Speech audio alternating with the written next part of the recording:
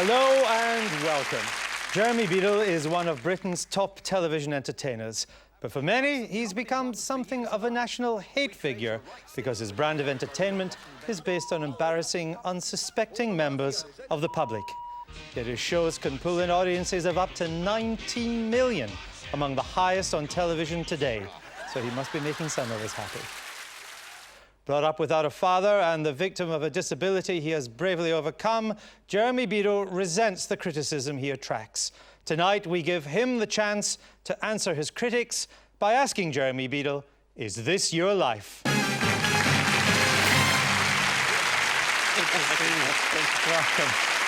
We've been looking after you. Good. Have a seat. Well, the man who claims to have started Jeremy Beadle on his road to stardom is Bob Monkhouse. We spoke to him. He told us this. You're looking at the man who is responsible for introducing Jeremy to television. Now, you may have hated me before. Boy, you've taken a dislike to me now, haven't you? I got a letter from Jeremy Beadle. Came to my house when I lived in St. John's Wood in London, and it was headed the curator of oddities. That's what he called himself then. And I was just started a show called Celebrity Squares, 1975-76, we were around about that time, and Jeremy said, you need unusual facts, weird questions, I can write them. And I said, please come out to the ATV studios at Boreham Wood, now the home of the EastEnders, and I'll introduce you to the world of television. And I did. I'm the one to blame. Were you always determined to be a television star? I don't think so. I mean, that I always drank in the right bars. I was always surrounded by entertaining people. But the Jeremy Beadle we know didn't happen overnight. We tracked down Tony Sowerby, a friend from your days at Midfield Primary School in Kent. He told us this. He was popular because he was a kind of rogue, in a way, you know, in that kind of the way that rogues are a bit popular, aren't they? Like the class clown. I mean, class clowns become class clowns to seek popularity, don't they? So you were the primary school prankster? Yes, in the sense that it was quite a useful device. If you weren't very clever at something, you could muck around and therefore get away with things. And people enjoyed it. They liked the people that dare. They liked the outsider, that I would do things that nobody else would dare do because I would risk getting into trouble. Give us an example. What got you into trouble? Oh, you know, people ask me these things, and I don't know. It was every day. I mean, there wasn't a single example. I mean, I did all the naughty things that one does when you're a kid. I sort of nicked from shops and got into trouble, and people thought that was great. It wasn't. Well, you were born 47 years ago in Hackney, East London. Your mother was a single woman who worked in an office. Your father was married to somebody else. You were the product of their liaison. To this day, you've never met your father. We spoke to your mother, Margie. She told us this.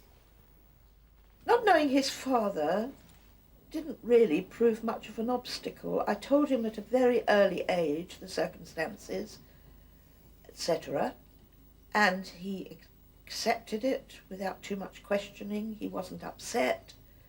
He looked at me, and I looked at him, and I gave him a kiss, and that was the end of it. Later on, I said to him if he himself wanted to find his father, it was entirely up to him. I didn't want to know, but if he wanted to find him, and he said no, he didn't think he was interested. Now, your mother looks perfectly capable of bringing you up on her own, but wouldn't you like to find your father? No, people think it's strange, but as far as I'm concerned, that's my mother's business. That's her private life. I have no right to intrude. I really don't believe it. Not just out of curiosity, just to meet him, to see him? No, I think that I had all the love that I needed. I had all the care. I had all the education. I had a very warm environment that I was brought up in. I didn't need anything else. But although you don't feel deprived by not having a father, people are intrigued by who their fathers were because they help to define who we are. Wouldn't you?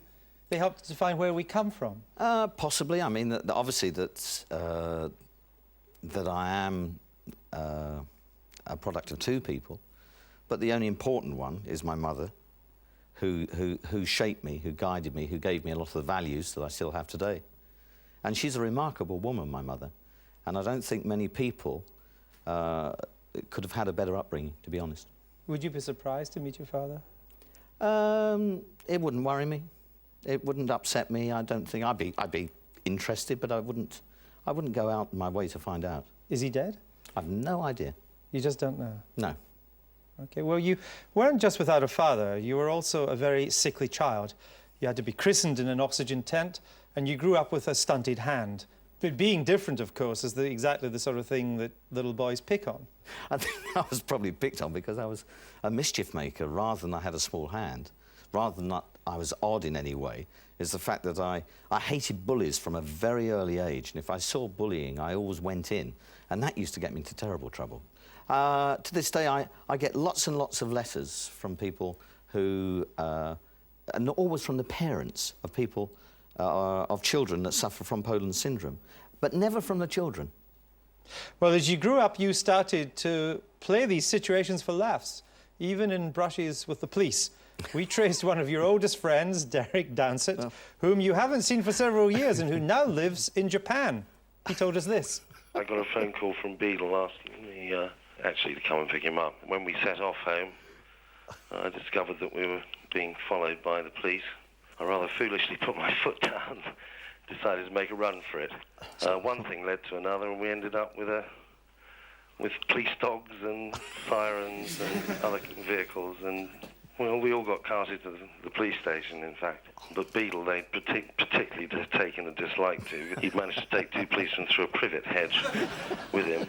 But anyway, as he walked in to the throng of policemen who were obviously waiting eagerly for him to show up, having heard about it all on the radios and so on, he greeted them with, "At ease, gentlemen."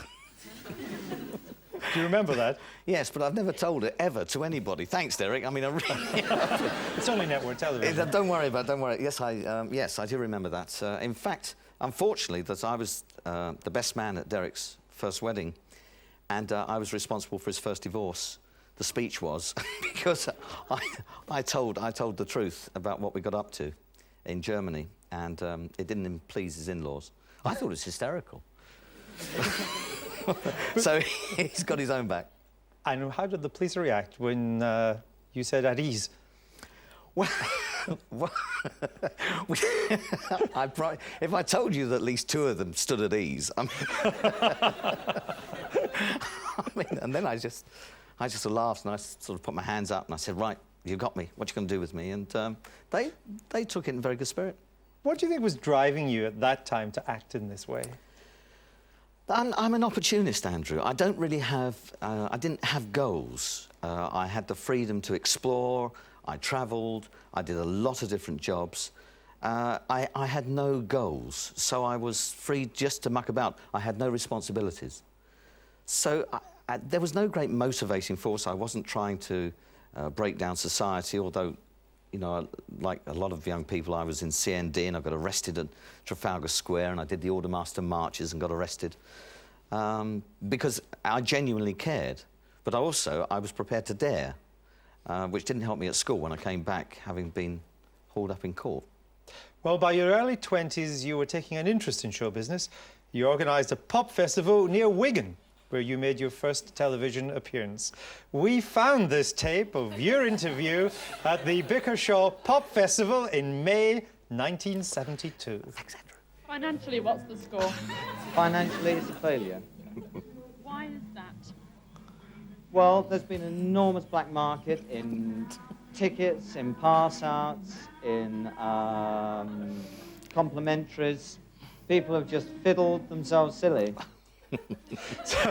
And had a great time at my expense. Oh, it's great. It wrecked me for years, that did. I mean, I had no sleep for months and months. I had a lot of energy and I really didn't sleep for months. It did change my sleeping habits, oddly. Well, perhaps you weren't cut out to be an impresario, but by your early 30s, you had something of a radio personality reputation. But is it true that you once, while you were doing this radio programme, emptied a dustbin over someone who was to become the Queen's press secretary? Yes, Dickie Arbiter, who I affectionately called Dickie Abattoir. He was, to his eternal credit, I mean, I must give this to him, because he's very straight-laced. He was reading the news, and while he was reading the news, I dumped the bin over him, and he was wearing a beautiful blue safari suit, as one does to read the news on the radio. But not a bow tie. Not a bow tie. No, he had a very, very smart tie. And I dumped him, and what I didn't realise was that inside there were paper cups with half-filled coffee in it, and it went all over him. And to his eternal credit, he carried on with the news. I also burnt his script as well, but that's another story. But he carried on reading the news, and I have to say, he did take it in very, very good spirit. He really did. I mean, he just blew up my car. But apart from that... But at least reading the news, he still had this stiff upper lip, the kind of attitude that gets you a job in Buckingham Palace. Well, I mean, he's done tremendously well, and I'm delighted for him. Well, even if Dickie didn't always appreciate your humour, someone else did, because you soon after broke into television. The Fun Factory was a children's show, and we spoke to your co-presenter, Martin Day. He told us this.